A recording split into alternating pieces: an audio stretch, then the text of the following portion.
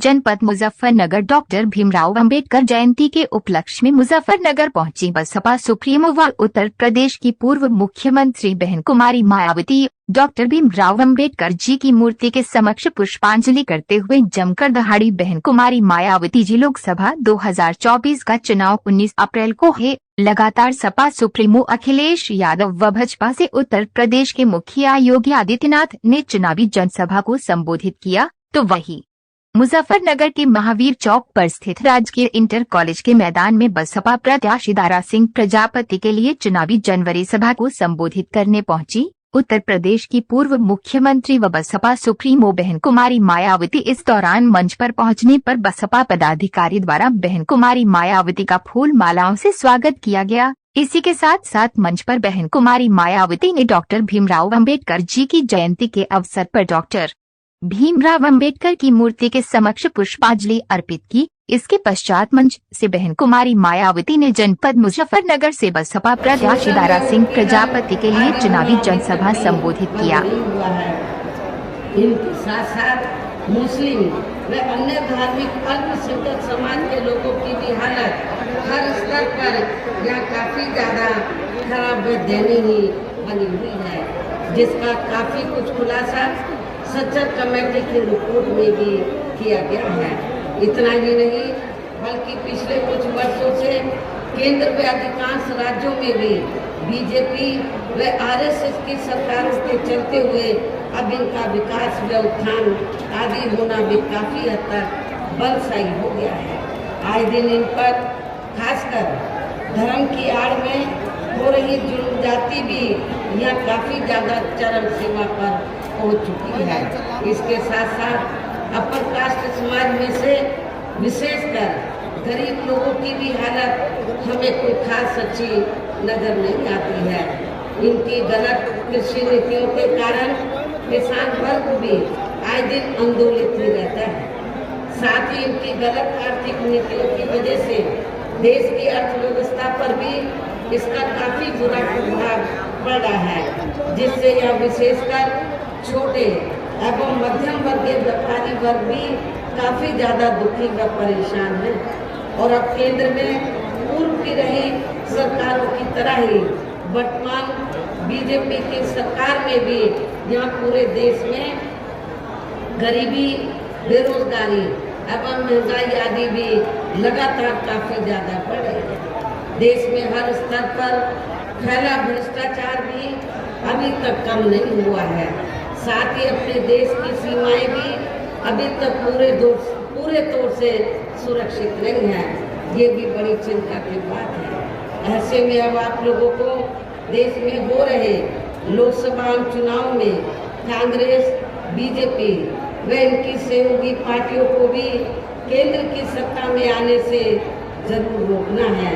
जिनकी गलत नीतियों व गलत कार्य प्रणाली आदि को आप लोग काफी हद तक आजमा भी चुके हैं। और अब ये विरोधी पार्टियां किस्म किस्म के साम, दाम, दंड भेद आदि अनेकों हथकंडे इस्तेमाल करके केंद्र की सत्ता में आने की पूरी कोशिश में लगे हुए हैं, जिनसे अपनी पार्टी के लोगों को हर स्तर पर काफी ज्यादा सावधान रहना है। और इस मामले में विरोधी पार्टियां अपने अपने पक्ष में हवा बनाने के लिए खासकर मीडिया, ओपिनियन पोल व सर्वे आदि का जो बड़े पैमाने पर इस्तेमाल कर रही हैं, तो उनसे भी अपनी पार्टी के लोगों को बिल्कुल भी गुमराह नहीं होना है। इसके साथ ही विरोधी पार्टियों के विभिन्न रूपों में जारी किए गए इनके हवाई व प्रलोभन भरे चुनावी घोषणा पत्रों एवं वायदों आदि के बहकावे में भी अपनी पार्टी के लोगों को कतई नहीं आना है, जिन्हें ये पार्टियां चुनाव खत्म होने के बाद ज़्यादातर अमल में नहीं लाती हैं। और अब जिन पर से देश की जनता का अधिकांश विश्वास ही उठ गया है, जहां यही खास वजह है कि हमारी पार्टी किसी भी चुनाव में अपनी पार्टी का कोई भी चुनावी घोषणा पत्र आदि जारी नहीं करती है। वैसे भी हमारी पार्टी किसी भी मामले में कहने में बहुत कम बल्कि कार्य करके दिखाने में ही ज़्यादा विश्वास रखती है। और इस बात का सबसे बड़ा सबूत ये है कि उत्तर प्रदेश में 4 बार हमारी पार्टी के नेतृत्व में रही सरकार ने चुनाव में पार्टी के बिना जारी किए गए घोषणा पत्र के ही प्रदेश में आम जनहित में काफी कुछ ऐतिहासिक कार्य करके दिखाए हैं, जिनके अब देश में अधिकांश पार्टियों की सरकारें काफी नकल भी कर रही हैं। जबकि इस मामले में हमारी पार्टी का ये कहना है कि यदि इन पार्टियों के स्थान पर केंद्र में हमें अपनी पार्टी की सरकार बनाने का मौका मिलता है तो तब फिर हमारी पार्टी की बनी सरकार केंद्र में जहां अब तक रही सभी विरोधी पार्टियों की सरकारों की तरह केवल हवाई व कागजी कार्य आदि नहीं करेगी, बल्कि उत्तर प्रदेश की तरह ही जमीनी हकीकत में ठोस कार्य करके दिखाएगी। और इस संदर्भ में खासकर मैं ये कहना चाहूँगी, केंद्र द्वारा देश में पिछले कुछ समय से अति गरीब परिवारों को अस्थायी तौर पर फ्री में जो थोड़ी सी खाद्य सामग्री दी जा रही है तो उससे इनका स्थायी तौर पर भला होने वाला नहीं है। और वैसे भी इनकी ये जटिल समस्या देश में हर हाथ को काम देने से ही केवल दूर हो सकती है, जिसकी तरफ हमारी पार्टी की बनी सरकार विशेष ध्यान देगी। साथ ही देश में पिछले काफी वर्षों से आए दिन बढ़ रही गरीबी, बेरोजगारी व महंगाई आदि से भी जनता बहुत ज़्यादा परेशान है, जिसे भी आर्थिक नीतियों में तब्दीली करके जरूर दूर किया जाएगा। धर्म की भी आड़ में पिछले कुछ वर्षों से खासकर मुस्लिम समाज के लोगों का द्वेष की भावना से जो इनका काफी ज़्यादा शोषण व उत्पीड़न आदि किया जा रहा है तो उसे भी जरूर रोका जाएगा। और ये सब हमने अपनी यूपी की रही सरकार में करके भी दिखाया है। इसके अलावा हमने यूपी में सर्व समाज में से गरीब एवं बेरोजगार लोगों को बेरोजगारी भत्ता आदि न देकर उन्हें बड़ी तादाद में रोटी रोजी के साधन भी उपलब्ध कराए हैं। जो अब ये कार्य भी अधिकांश ठंडे ही पड़े हैं, जिनको फिर सरकार बनने पर प्राथमिकता दी जाएगी।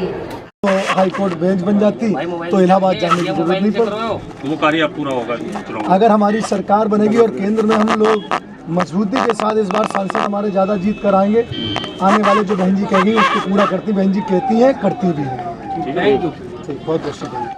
सर्व समाज की आवाज़ थी और बड़ी मजबूती से हम सबको बड़ी मजबूत आवाज़ को सुनकर हम भी मजबूत हुए हैं और ताकत मिलेगी। आज की रैली से कुंडीर आपके साथ आई है, कितने वोटों की मजबूती मिली? ठाकुर समाजों का बहुत बड़ा दल और बहुत बड़ी ताकत में हमें साथ मिल रहा है। बस प्लीज बस। किस तरह समर्थन मिला? बहन कुमारी मायावती जी यहाँ पर सर्व समाज की जो रैली हुई थी, जैसा हमारे पश्चिम उत्तर प्रदेश के प्रभारी साहब ने बताया, इस रैली को संबोधित करने के लिए आई थी। और जैसा उन्होंने पहले भी किया था, पश्चिम उत्तर प्रदेश को वो बनाने की बात कह के गई है। जैसे ही हम लोग जीत के देश के सर्वोच्च सदन में जाएंगे और बहन कुमारी मायावती जी के हाथ मजबूत करेंगे, उनके जो सपने हैं उनको पूरा करेंगे। जो उनके सपने हैं वो पूरे क्षेत्र को विकास देने के हैं और पश्चिम उत्तर प्रदेश को खुशहाल प्रदेश बनाने का काम जो केवल कर सकता है वो केवल बहन कुमारी मायावती जी हैं। ठीक है। किस तरह की चुनावी रैली थी, तो किस तरह का सपोर्ट करा आपने? जी, हम मायावती बहन को वोट देंगे। पूरी उम्मीद है मायावती जीतने की। मायावती जी को जिता कर आएंगे। हम तो पहले से सपोर्ट करते हैं। मास्टर आभेराम, कहाँ से आए हो? गाँव ढांसरी से। किस तरह की रैली देखने को मिली आपको? रैली तो मेरे कई लाख इंसानों की रैली मिली और हमारा संकल्प है कि इस बार बहन मायावती को प्रधानमंत्री बनाकर छोड़ेंगे, क्योंकि उसके शासन में हर आदमी सुरक्षित है, हर आदमी की देखभाल है और सभी को रोजगार भी मिलता है। क्या भाजपा सरकार से खुश नहीं है? नहीं, भाजपा से कोई खुश नहीं है भाई। भाजपा ने तो भाजपा ने कुछ नहीं दिया, छीन और लिया हमसे। दो चीज दी, राशन और भाषण। नौकरी छीन ली, बच्चों से नौकरी छीन ली, नौकरी किसी को नहीं दी, बच्चे को पढ़े लिखे युवा बिल्कुल बेकार फिर रहे इस राज्य में। किसी भी तरह का कोई भी रक्षण नहीं मिला हमें। तो इस बार दिल्ली पे कब्जा करना है, दिल्ली पे कब्जा करना है हर हालत में। 2 अप्रैल में बदल लेंगे, है जी, 2 अप्रैल की घटना का बदल लोगे। हाँ हाँ सही बात है। हम जो है उत्तर प्रदेश का